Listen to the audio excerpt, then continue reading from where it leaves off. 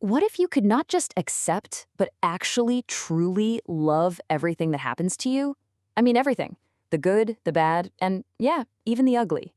Well, today we're diving into a powerful, ancient idea that promises exactly that. It's called Amor Fati, a love of one's fate. To really get our heads around this, we've got to start with a story.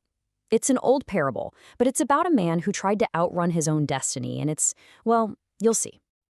So picture this, a super busy marketplace in old Baghdad. It's crowded, it's noisy. A merchant sends his servant out to pick something up, and as the servant is making his way through the crowd, he just freezes. Because he locked eyes with a woman across the square, and he knew instantly that it was death. And she made this gesture at him. He absolutely panics, drops everything, and sprints back to his master. He begs him, "Please give me your fastest horse. I have to get to Samara. She'll never find me there." The merchant, seeing how terrified he is, just agrees and hands over the horse. A little while later, the merchant himself goes down to the market. He's curious, maybe a little concerned, and sure enough, he spots Death, just standing there, calmly in the crowd. So he decides he's gotta ask. He walks right up to her, and what Death says next is just chilling. She says, "Oh, I was just surprised to see him here in Baghdad, because I have an appointment with him tonight, in Samara." You see, the servant and his frantic attempt to escape his fate was actually racing directly toward it. His very fear of the uncontrollable is what sealed his destiny.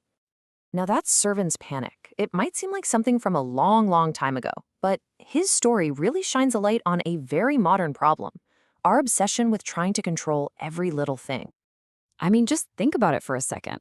We track our sleep, our steps, our calories, our screen time. We optimize our calendars and our workflows. We live with this kind of quiet assumption that if we can just manage all the variables, we can engineer a perfect life, one without any messiness or uncertainty.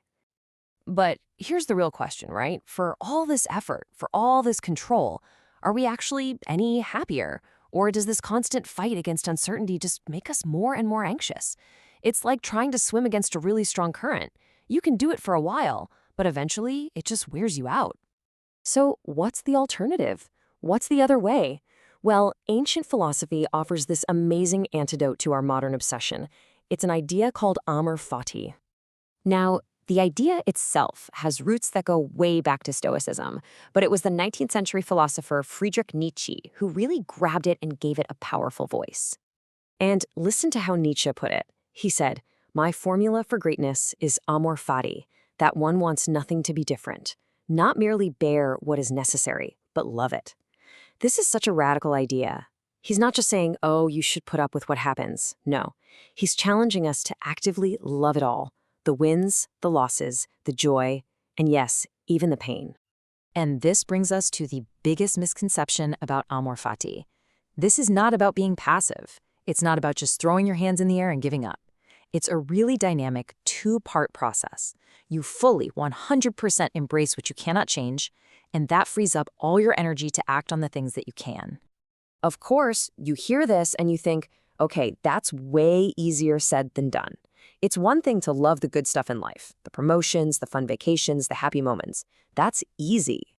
But how can you possibly love getting sick or losing a job or going through a painful breakup? How? Well, the answer is an understanding that there are actually two different kinds of love. See, there's conditional love. That's when we love something because we already see its value. It's beautiful, it's useful, it makes us feel good. But Amor Fati is asking for something deeper. It's asking for a creative love. This is a kind of love that doesn't just find value, it actually creates it. It's the choice to look at any event, no matter how tough, and say, this has value because it is part of my life, my story. So how do we actually do this? How do we take this from a cool-sounding idea to something we can use when life gets messy? Well, it's actually a pretty concrete framework for navigating chaos. The next time you're faced with something unexpected and difficult, your flight gets canceled, a big project at work fails, any kind of setback, you can use this simple two-question framework to get back in the driver's seat. Okay, step one, you have to draw a really clear line. You ask, what here is actually within my control? Acknowledge what's totally out of your hands. The weather, the economy, what other people do. By doing that, you stop wasting all this precious energy fighting battles you were never going to win anyway.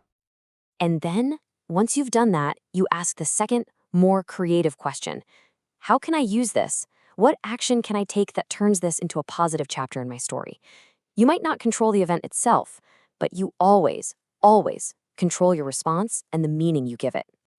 And really, that's the whole thing. At its heart, this philosophy is all about making a simple but profound shift. A shift from resisting life to embracing it, and from anxiety to empowered action. Remember the servant racing to Samara? In trying to run from the uncontrollable, the only thing we ever really escape is our own peace. Amor Fati teaches us to stop running, to stop fighting the current, and instead to learn how to steer our own boat with the flow of the river. Ultimately, your life is a story. The plot points, the things that happen to you, a lot of those are outside of your control. But you are holding the pen. You control the narrative. You control the theme. By choosing to love your fate, you become the true author of your own meaning, no matter what twists and turns the plot decides to take.